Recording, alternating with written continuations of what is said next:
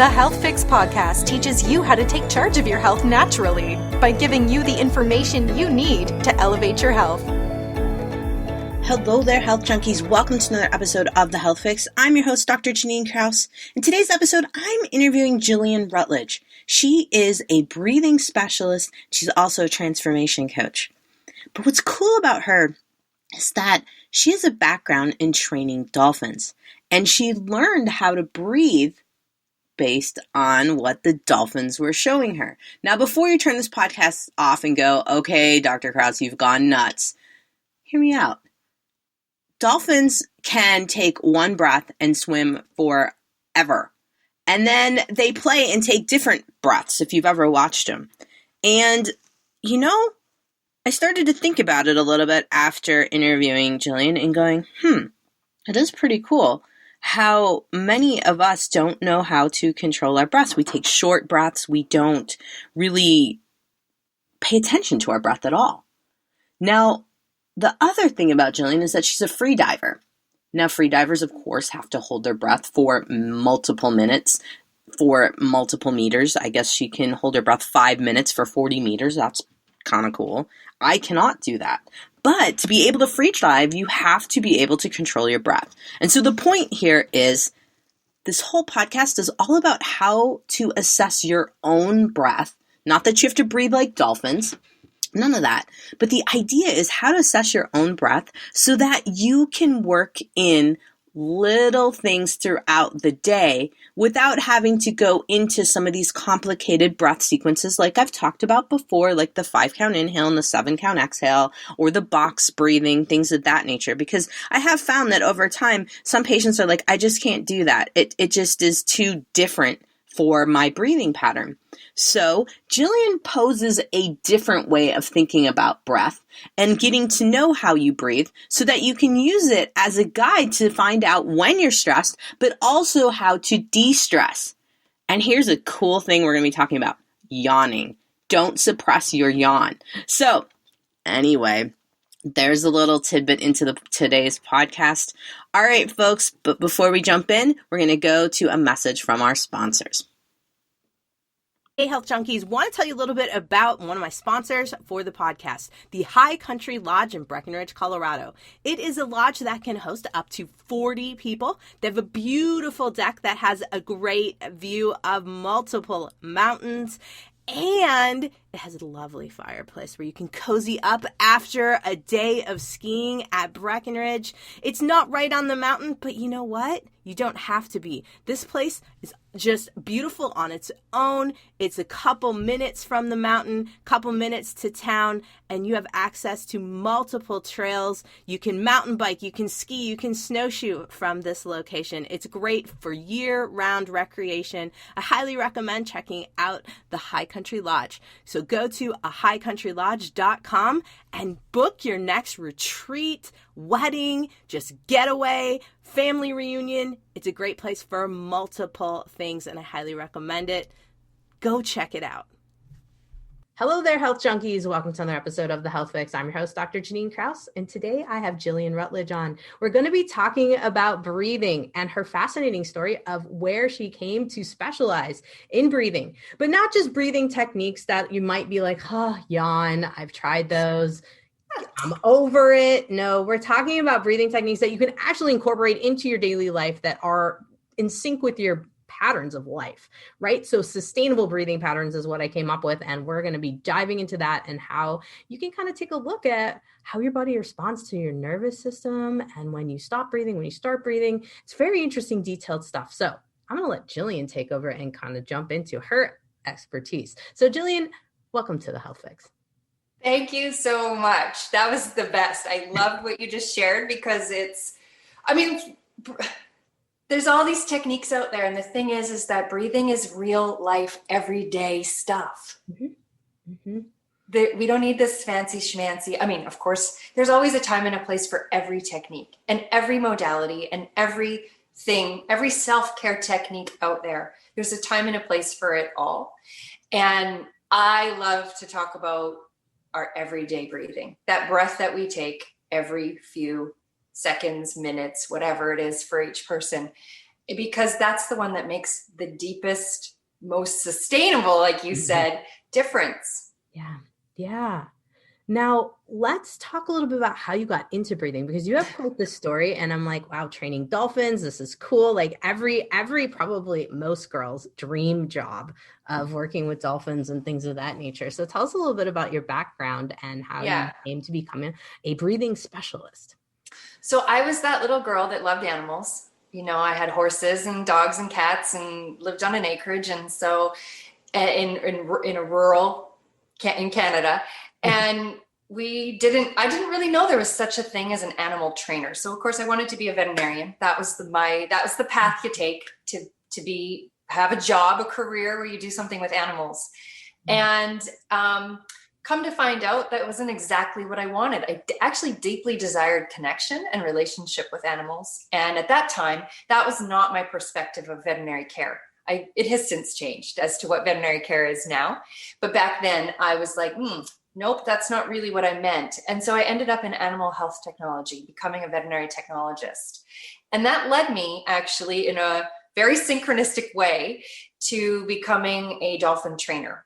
And I worked with 4 dolphins. And I actually like to say I worked for 4 dolphins, because it really they were training me. And I know that dolphins in human care is a controversial topic. So it's not so much about that. It's more, to me, in this story anyways, is about that I was willing to learn from them. And one of the biggest things that they taught me was breathing, conscious breathing. And dolphins, unlike a lot of animals, land-based animals, they're conscious breathers. They have to have a little bit more brain activity going on in order to breathe, because they're underwater and then they have to come up to the surface to take that breath. So a little more brain activity going on, a little more thinking. And that leads to conscious breathing. And although it's not entirely accurate to say that we cannot anesthetize a dolphin, we can't do it in a way that we can with land-based animals, because their breathing centers need to still be able to function so that they can breathe. And this is the premise of conscious breathing, is that we're thinking about our breathing, or that we're aware of our breathing. And one of the most, I just sort of looked up because it brings up emotion immediately, is that when I was a brand new trainer, one of the sort of peon jobs is that you had to go up and watch the dolphins breathe. And I don't think that the senior staff realized how much of a gift this really was. We would record who breathed and when. And after a while of doing this job, it wasn't exactly that it was super exciting. It was that I just got really curious. And I got more and more curious about their breathing, to the point that I was looking at tinier and tinier and more subtle details about their breathing and what was going on and what was their mood and how were they behaving.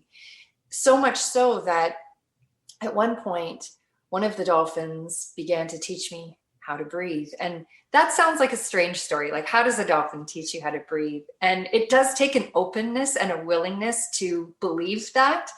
But literally, this dolphin, Mavis, would park her head in my lap. And the first time she did it, she breathed on my face. You know, my hair went, and it was like, dolphin snot on my face. And you're kind of like, okay, what was that all about?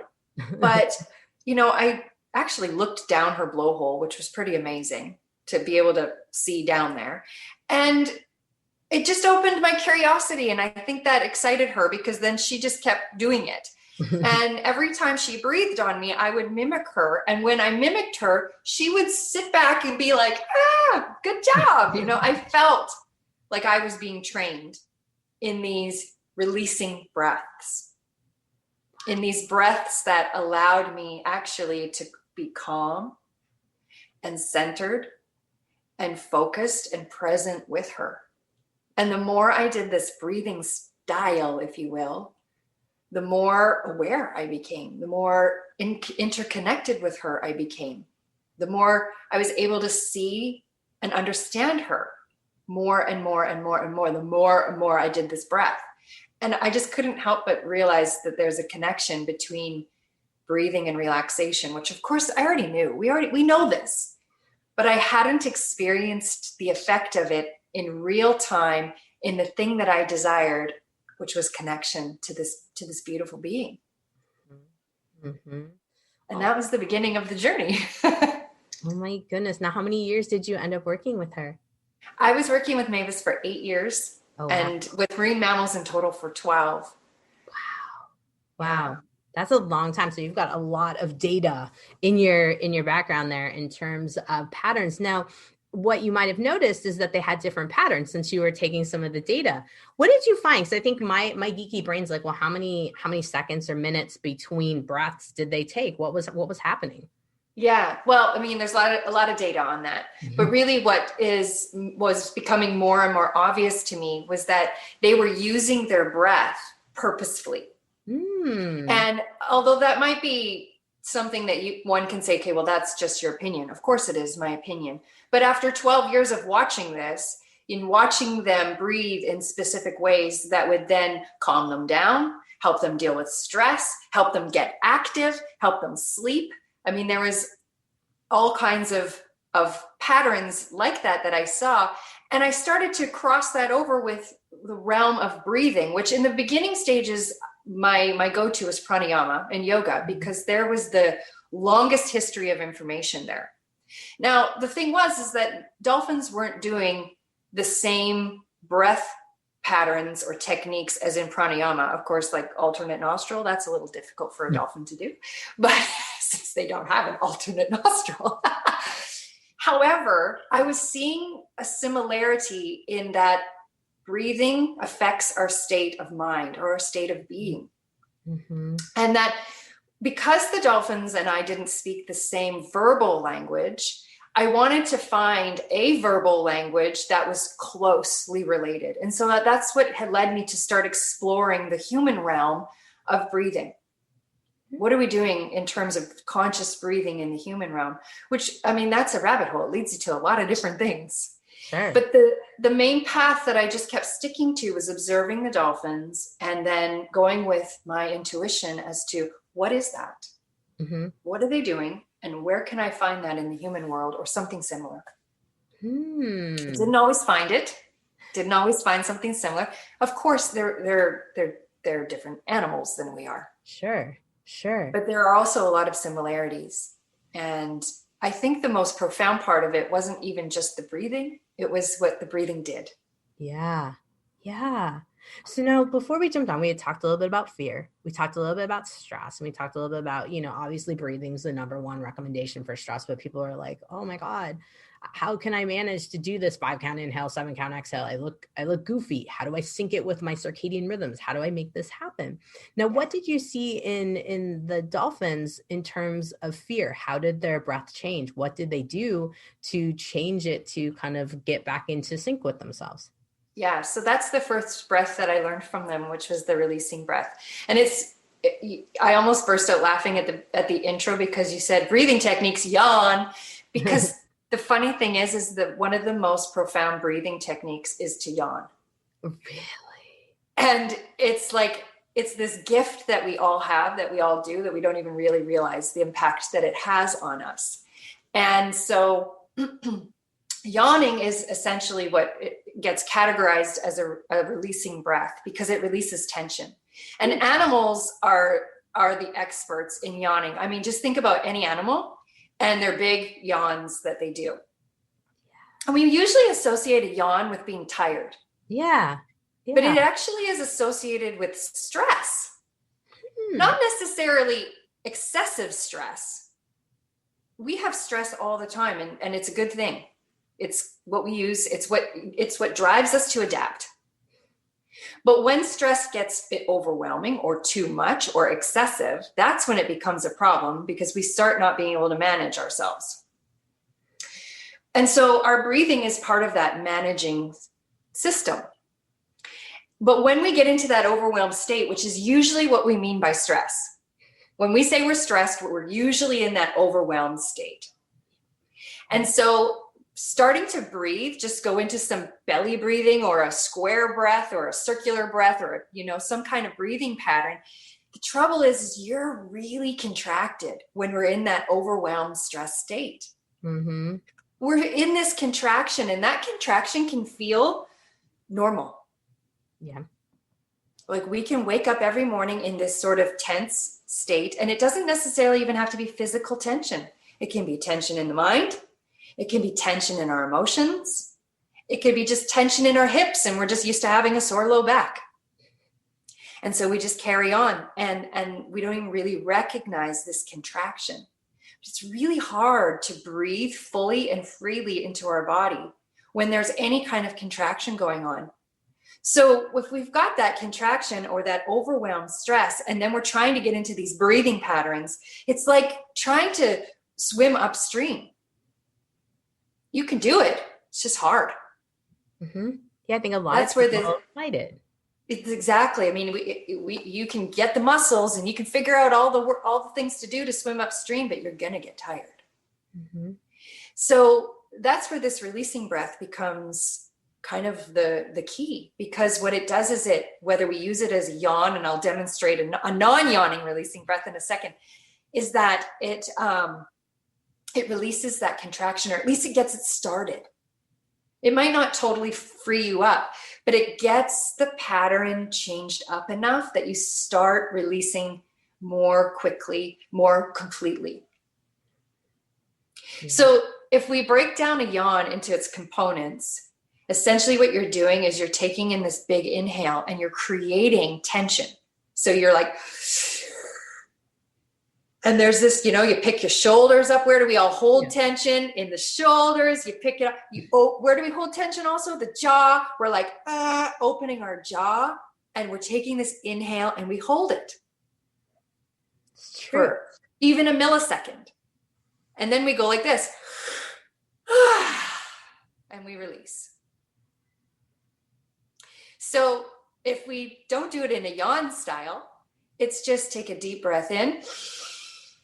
Create tension, hold it, exhale, and let go.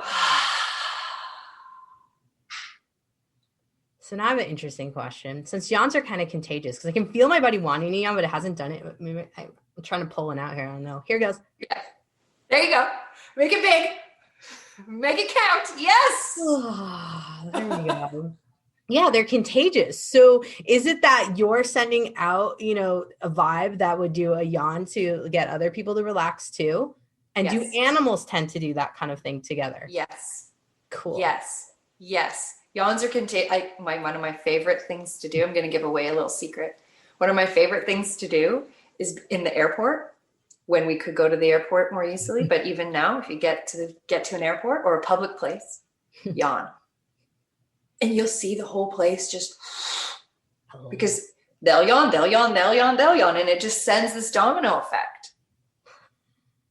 That's awesome.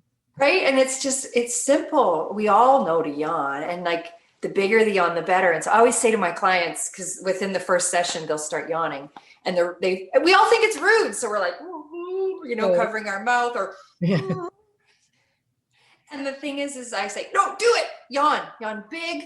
Yawn fully, yawn completely, make noise, be dramatic.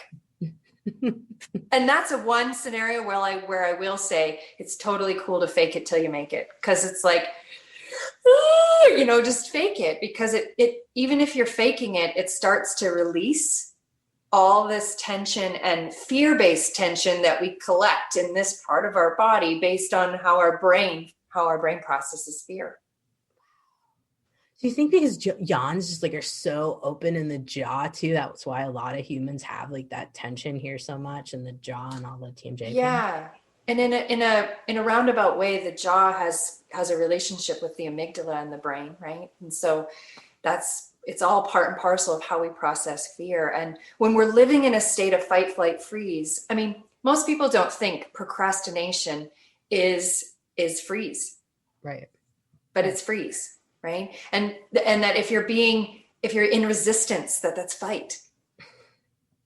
We just go through our day in these behaviors thinking they're just natural, normal, but they're actually part of the fight, flight, freeze cascade. Cycle. Yeah. Huh.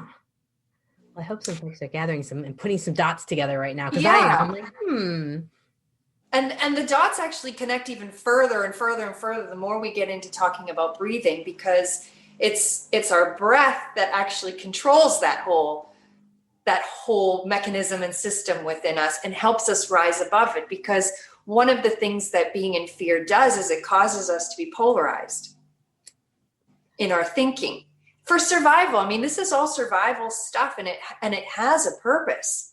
And when we suppress that purpose, it wreaks havoc in our life too. So when you go out into the world and everybody's saying, don't be in fear, get out of fear, you can't be in fear, don't, yikes. Actually, let's explore it. Yeah. But from a calm, relaxed, curious place, because our fear is telling us to be protected from something. And it might be worth looking at what are we feeling we need to protect ourselves from. But as we calm down and we look at fear from that more calm place, there's actually some power in there for us to access. Our personal power actually is kind of trapped within, some of it's trapped within our fear that we're not accessing because it's like scary. Absolutely. But when we calm down enough and we get into our breath rhythm, and it really happens quite effectively and efficiently when we find our own personal rhythm. And when we find that personal rhythm, we just feel in alignment. We feel like we're in tune. We feel connected. We feel all those feel good feelings. The hormones start flying. And so then we are in this state of like, yeah. And our breathing is part and parcel of getting into that state, which lends to coming. Earlier, I talked about being in fear and polarized, which brings us into that more whole brain state. When we're in that more whole brain state, we just enter into what a lot of people call thriving instead of that thing called surviving. Yes. I think so many people who listen to this podcast are listening because they want to thrive, and like surviving is just not enough. And so how do we start to move towards that breathing in sync with our own natural rhythm? What do you do? Yeah. So how do you explore that? Exactly. So I just want to put in one more thing, and that is that surviving, thriving story is, to me, what the dolphins demonstrate, because they live in a world that looks like they probably should have to survive. And of course, there is survival stuff going on. But when we look at dolphins, most people see joy, play, freedom. Mm-hmm. And why do we see that? Because they are living in a much more higher state of thriving. And, there's an abundant world for them. It doesn't mean there isn't survival going on. It doesn't mean everything's all happy, go lucky. Yay, I'm a dolphin, happiness. There's real nature, wildness going on. But there's also this sense of thrive. Mm-hmm. Mm-hmm. Of course, there are some species of dolphins that aren't thriving, but in general. And so how does one start on this path? Well, I think, of course, I'm going to be biased. I'm a breathing specialist and a coach. So I think that that's a really good way to get your rhythm going, get your path started, because like anything, it's a habit. And like any habit we want to change, it's tricky. It's challenging. And when we do it on our own, it's uphill battle. It can be. It doesn't have to be, but it can be. And so a lot of people get on, get off, get on, get off. And that's better than nothing. And look, you don't need a coach to teach you how to breathe. We all know how to breathe. We all know. I mean, it's intrinsic to us. It's our life force. You don't need a breathing coach. It's something that you would do, if you go online and you do there's so much free work out there as well. The thing about working with someone one-on-one is that we're going to help you find your breath rhythm, the one that's unique to you. And if you look at your fingerprint, that's you. That's unique you right there. And it's the same as your breathing rhythm. It's as unique to you as your fingerprint. And excuse me, and will also help you find where is your breathing getting stuck or stagnant because of fear and different belief patterns that are changing your life force, how it flows through you. And that's kind of hard to do with a recorded something or other, with a recorded meditation or a recorded, it's harder to do. But again, truthfully, really what people need to do is find what works for them, find what helps them breathe. And the key to it is, do you feel relaxed? Do you feel relaxed? Is this relaxing for me? If you're relaxing and your nervous system is toning, then you're heading in the right direction. And in today's day and world, there's just a lot of information and a lot, like, how do I know? And again, that's why I say, well, go to a breathing specialist to begin, do a session, at least get the ball rolling. Yeah. No, that makes a lot of sense that you would say, connecting, because I think a lot of people are disconnected from their own bodies. I've had previous podcasts where we've talked all about dissociative disorders and different, disconnection disorders and how, for a lot of us, it's like, I don't know. How do I know if I'm not breathing well? I don't know. How do I know if, I'm in the right place right now? How do I know if I needed to insert a yawn right now? It's very interesting in terms of reconnection. Do you find that in the folks that you work with, that many folks, when they stress, they go to a mode of not being able to connect, and then with working with you, they discover how to reconnect? Yes. I'm guessing. Most of my clients say to me, I can't do it on my own. It's so much easier when I'm in a session with you. And of course, I find the same thing, even though this is what I do for my work. This is what I do for my passion. It's much easier when we're doing it with somebody, because it's a distraction. We're really dialed in, there's someone there guiding us, but also there's a synergy that happens when we come together, when we work together with people. And, if we were in communities where we could just gather together every morning and do some breath, that would be amazing. Because, it wouldn't be a coaching situation. It'd just be getting together to breathe in that collective situation and generating the power of being together. I think the real key is awareness and knowing ourselves and knowing what feels good and trusting in that. And that's a huge journey in and of itself, discovering that. And that's part of the work that I do with clients is the first thing we learn is how to be aware. And we do it through breath awareness, because to just be aware in this big, vast, open space could be overwhelming. But let's just start with one thing, and that's our breathing. We're not going to change our breathing. We're not going to evaluate our breathing. We're not going to judge our breathing here in this situation.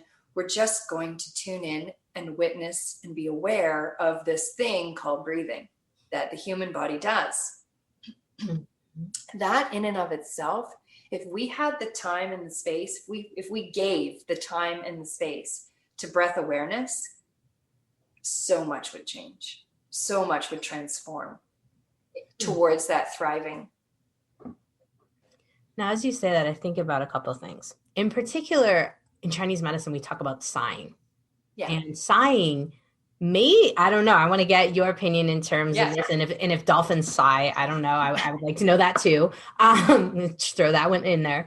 But sighing seems to be like something that comes out as after someone's been holding their breath for quite some time. Now, would you look at that as a beneficial or a pattern of stress? Yeah, so it's tricky to explain linearly, because it's not really a linear thing, but we all have to start somewhere. So if we do have stress going on, or we do have a pattern of breath holding going on, sighing is the indicator of that, but it's also the releasing breath. The sigh is a releasing breath, and it can indicate that we're releasing stress. So for me, in the way I work with people, I would want to evaluate this first and see like what's going on. And it's not an evaluation of let me watch you breathe. It's through having conversation and asking my client questions about their life and how they deal with things. And there is a technique that I do that has to do with breath holding, because I am a freediving instructor. So I do teach people how to safely and effectively hold their breath. And so I use breath holding techniques also to see how people are functioning with and without their breath. And that gives me some clues as to how they're dealing with stress in their life, because most of us do some sort of breath hold when we're stressed.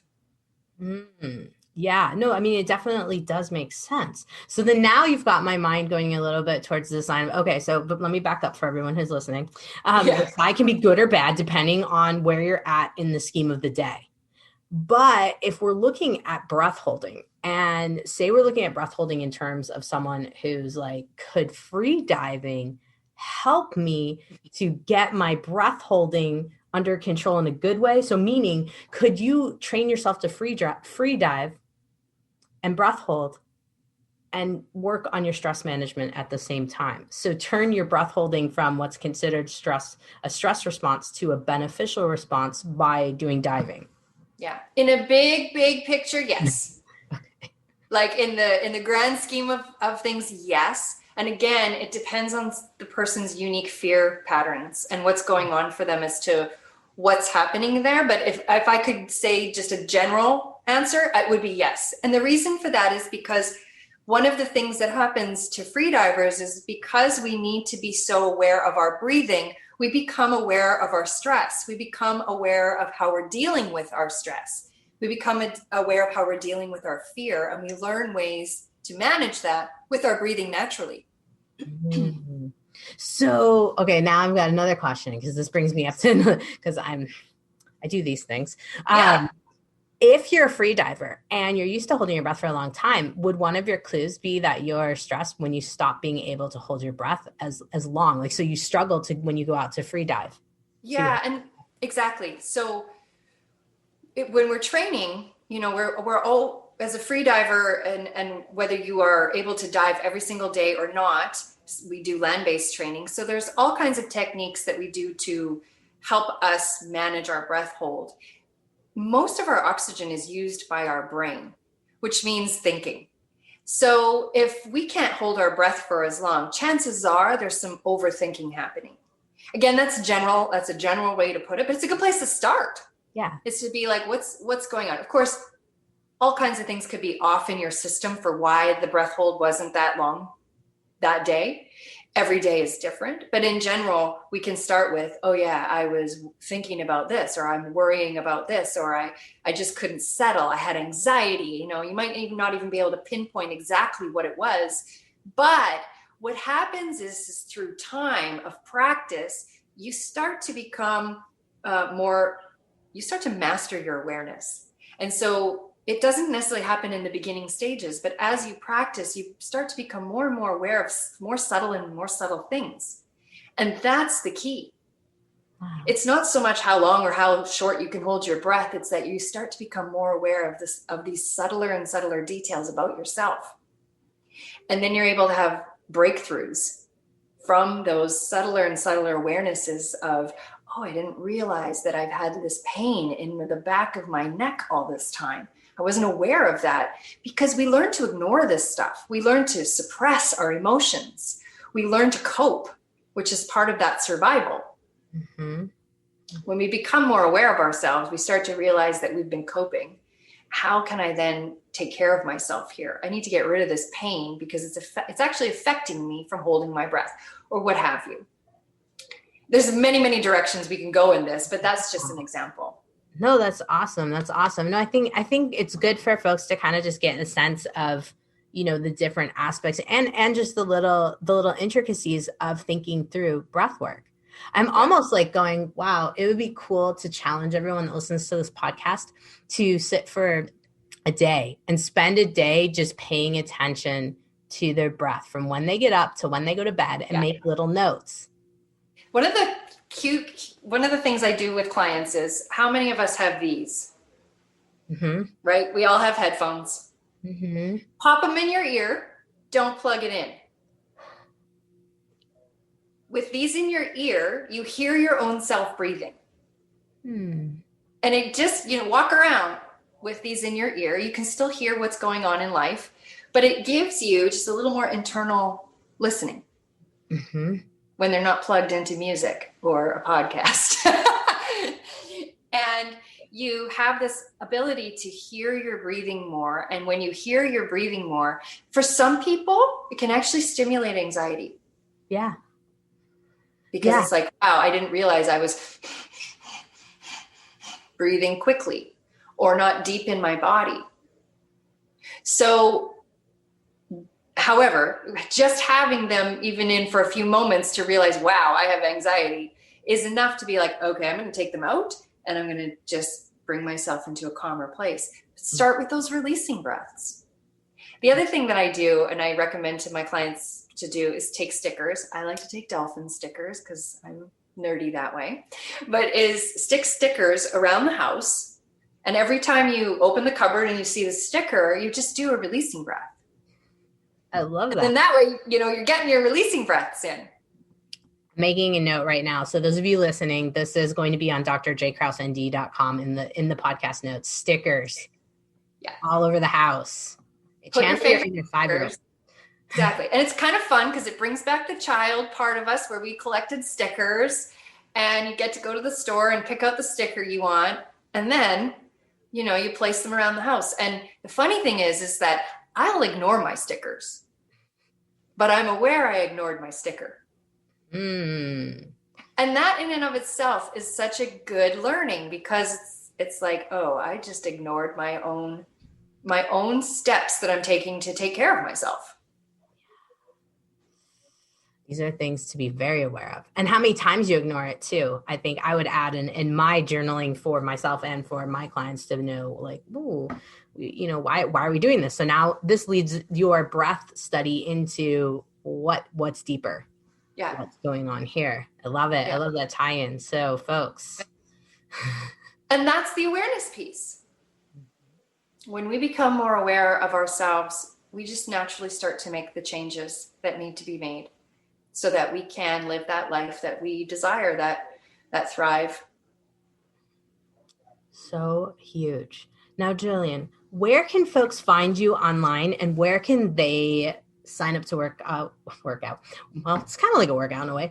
I was thinking about the deep diving, and I'm like, that sounds so cool. Now, you also, and one thing before we tell folks where they can find you too, you also do quite a bit of retreats up in British Columbia. So, of course, my podcast is here in Washington State, so I do have a lot of Washington State listeners, and whenever we get these borders opened, I think that a lot of folks would love to know where they can find out where you're going to be at, where you might be doing some of these retreats. Of course, I'll be posting over time. If you let me know where and when, we will be letting folks know, because I think this is going to be a big topic for folks. Yeah, for sure. So everything's kind of revolving and moving all the time, especially right now. But if you go to my website, which is my name, JillianRutledge.com, you can find a lot of the information there. The retreats that I do, that I'm involved in, is with an amazing company here called You Blossom. Mm-hmm. And they are all about self-care. They're retreats for women. And it's basically, it's just a weekend retreat. So it's not, a week long. It's a weekend retreat, and it's an opportunity to really get the ball rolling for your own self-care. Mm-hmm. And so there's all these speakers and facilitators that expose you or give you opportunity to journal, to explore your own core story, to get into a workout. It's really cool. Of course, I'm there, so I'm working with breath. The other retreats that I do actually is more so to take people to be with the ocean and dolphins in the wild. Mm. So that's a lot of fun too. And those I post when those happen too. Of course, right now everything's a little on hold. Yes. But that will be, if something's coming up, that'll be posted on your website then. Absolutely. For the next one. Perfect. And then one-on-one working with you is also through your website as well. Absolutely. Yeah. So you can email me through the website. You can call me through the website. You can text message me, all of those things. You can get a hold of me. And that's just the best place to find me. The same thing on Facebook. It's JillianRutledge.com. Okay. Facebook's name. Perfect. So everybody, I have wrote all those things down. They're going to be on our podcast notes at drjkrausend.com. Wow, Jillian, so many ideas going through my head right now. I can't even tell you. I think that we need to maybe come up with a couple other sessions over time to kind of help folks in different aspects of life.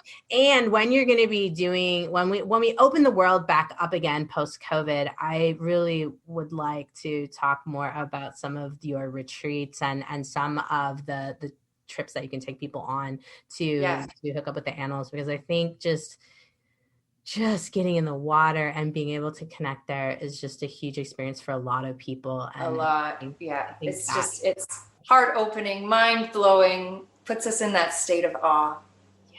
And I think what would be really great, Janine, is if people let you know what do they want to know about breathing. And that might be a good way to create the next podcast about subjects. What can we specifically talk about breathing? I love it. So folks, you heard it here.